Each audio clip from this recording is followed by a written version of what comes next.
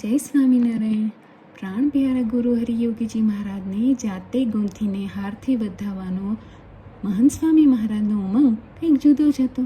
સમયે સમયે તેઓ મગમગતા પુષ્પોનો ભરાવદાર હાર ગૂંથીને યોગીજી મહારાજને પહેરાવે અને ગુરુ ભક્તિ અદા કરે. ક્યારેક વિશેષ પ્રસંગોએ યોગીજી મહારાજ પાસે આવતા જતા હરિભક્તો સાથે તેઓ મુંબઈથી પુષ્પહાર બનાવીને મોકલાવે. 1969ના હરિજયંતિ મહોત્સવે એક વખત મહંત સ્વામી તથા સંતોએ મોડી રાત સુધી જાગીને ગૂંથીને હાર તૈયાર કર્યો હતો.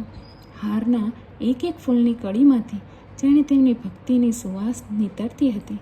6 ફૂટ લાંબો ને 15 કિલો વજનનો આ બહુ મોટો હાર હરિભક્તો સાથે પ્લેનમાં મુંબઈથી ગોંડલ મોકલ્યો.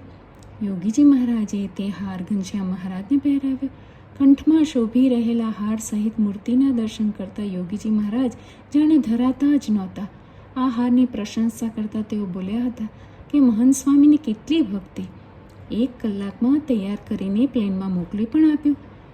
એક ફૂલને 5 દંડવત કરીએ તો પણ ઓછા છે. અને યોગીજી મહારાજે ઘનશ્યામ મહારાજ સાથે હારને પણ દંડવત પ્રણામ કર્યા. જય સ્વામિનારાયણ.